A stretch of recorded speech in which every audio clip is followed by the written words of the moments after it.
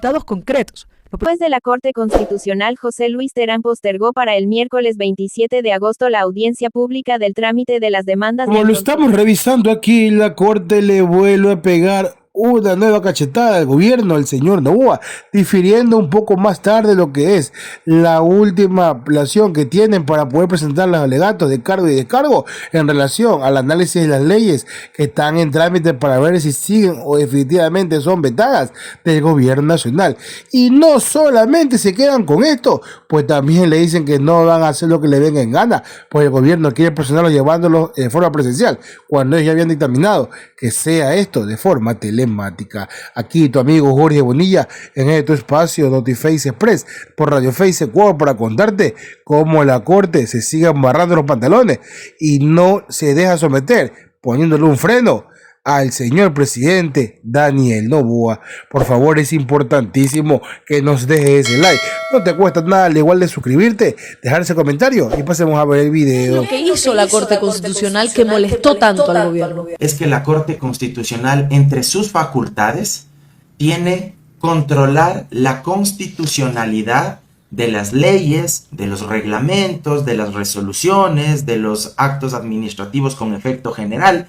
Es decir, la Corte se encarga de verificar si es que el contenido, las normas de esa ley, que en este caso fue aprobada por la Asamblea, se adecúa o no a los principios y preceptos constitucionales.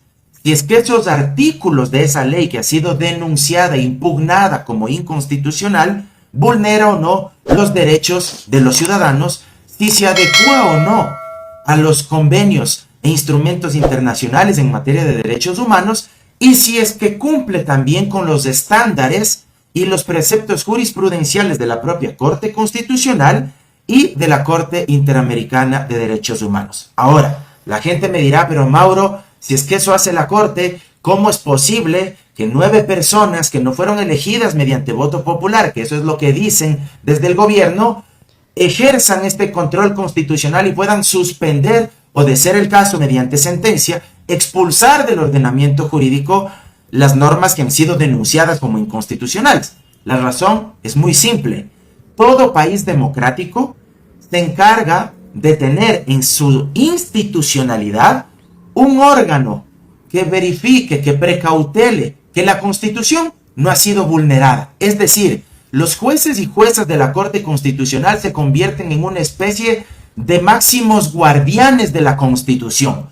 Si bien todos debemos respetar la Constitución, pero cuando existe contraposición entre las disposiciones de una ley, que es el caso puntual, versus la Constitución, quien tiene que resolver sobre este conflicto es la Corte Constitucional. Y ojo, la Corte no resuelve de oficio cuando se impugna la constitucionalidad de una ley que ya está vigente. No es que los jueces de la Corte amaneció lloviendo y dijeron, bueno, como nos dio la gana de joderle la vida al señor Noboa, entonces vamos a escoger estas 3 leyes que aprobaron con su mayoría de ADN y vamos a revisar si es que se adecúa o no al contenido sustancial, material y al procedimiento formal que señala la Constitución. No, no funciona así. En este caso puntual, la Corte interviene porque hubo organizaciones sociales, hubo colectivos, hubo personas naturales a título individual que demandaron la inconstitucionalidad de estas leyes porque creían que estas normas no se adecuaban al contenido de la Constitución. Y ahí se activa y entra la Corte. Y cierro con este ejemplo. Si la Corte no existiera, el día de mañana cualquier mayoría parlamentaria, por más legítima que ésta sea, podría ser unánime incluso, se me ocurre, aprueban una ley con 151 votos de los 151 legisladores que existen en esta asamblea. Pero si esa mayoría, por más unánime que sea, aprueba una ley, pongo un ejemplo, para prohibir el voto a las mujeres, a los indígenas y a los afroecuatorianos, y al mismo tiempo aprueban otra reforma incorporando en el Código Orgánico Integral Penal que el homosexualismo vuelva a ser delito como era hasta mediados de los 90 en el país. Si es que no habría un órgano como la Corte, nadie podría evitar esa arbitrariedad, ese abuso de la mayoría en contra de las minorías. Entonces, la Corte actúa como un muro de contención para evitar los abusos del poder, pero para evitar también las arbitrariedades de la mayoría y para hacer prevalecer el principio de supremacía constitucional. Si no existiera corte, mañana cualquier mayoría legislativa aprobaría cualquier estupidez y dirían, es que nosotros fuimos elegidos en las urnas. Ay, Entonces, como tenemos legitimidad democrática, podemos aprobar cualquier barbaridad. No, así no funcionan los países civilizados y los países democráticos. La Corte Constitucional en este momento se ha constituido en el último, en un bastión realmente de la institucionalidad del país, en un símbolo del Estado de Derecho y el Estado constitucional que tiene que ser preservado para en ese marco poder combatir la delincuencia, el crimen organizado. Porque si no es en ese marco, entonces lo que tendríamos es un ejercicio arbitrario del poder por parte del gobierno nacional.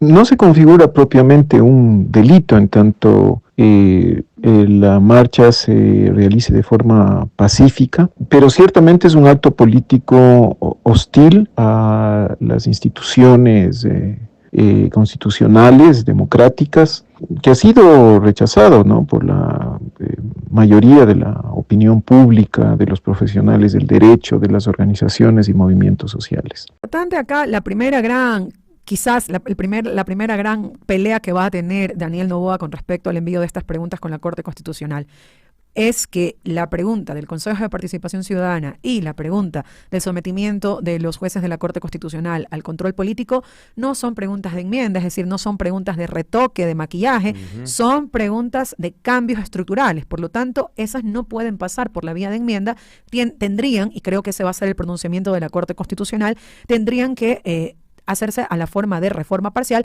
tal como ocurrió, por ejemplo, con el tema de las bases militares, que se va a incluir obligatoriamente, de ser posible, en el plebiscito de diciembre, pero que ameritan otro tipo de análisis. Y con ese pronunciamiento, Orlando, vendrá la primera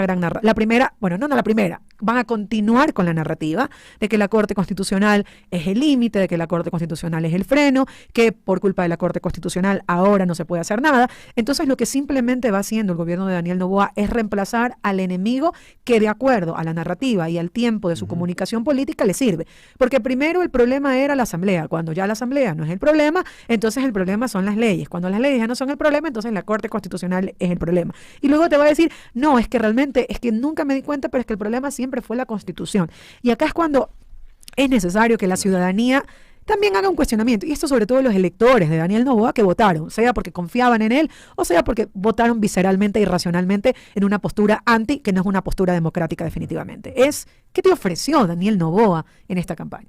Porque, a ver, quienes están en contra de este modelo constitucional creado a partir del 2008, que fue un modelo constitucional plural, ampliamente debatido, que la ciudadanía votó mayoritariamente por este modelo de Estado constitucional de derechos y justicia, que superó al Estado legal, al Estado legalista, al Estado de derecho tal cual.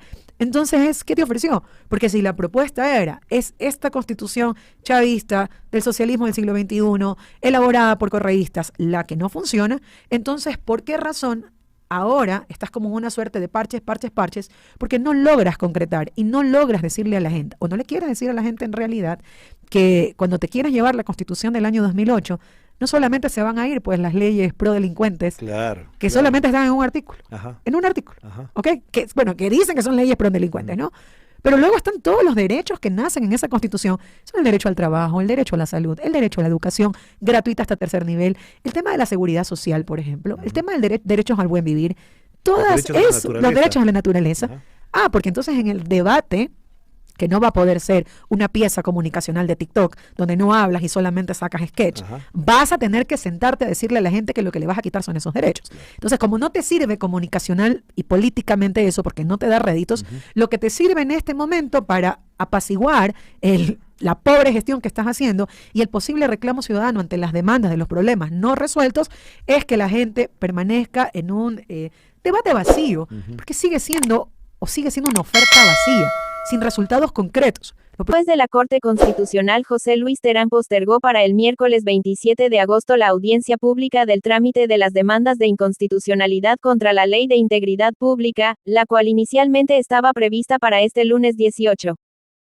Esto, con base en el pedido de diferimiento presentado por la Asamblea Nacional. Al mismo tiempo, no acogió la solicitud de la Secretaría Jurídica de la Presidencia de que se haga de forma presencial y ratificó que la audiencia será telemática. Y la Corte se amarra, como lo dije al inicio, los pantalones, no sucumbe a las peticiones que está dando el gobierno y sobre todo está escuchando los distintos clamores, porque no es solamente una organización por ahí que van a ser correístas que presentó ahí una inconstitucionalidad en contra de tal ley, no, son más de 30 y siguen sumándose, pero para el gobierno simplemente dice que todo aquel que le presentaba en contra es correísta. Sin embargo, la Corte hay que reconocerlo hasta ahora. Ya veremos incluso pretendido creer que se vendía igual a lo más fácil del gobierno. Vemos que todavía resiste. Igual hay que estar con los ojos bien abiertos porque por ahora le están poniendo un freno y es como lo decimos y lo hemos repetido antes. Es el último escaño de dignidad que le queda al país de lo que es un rezago de democracia que vemos que poco a poco se pierde. Ojalá siga en pie. Déjanos tu like, comparte este video, suscríbete a YouTube y también se a Reporte Core. Aquí abajo te dejo el link. Chau, chau.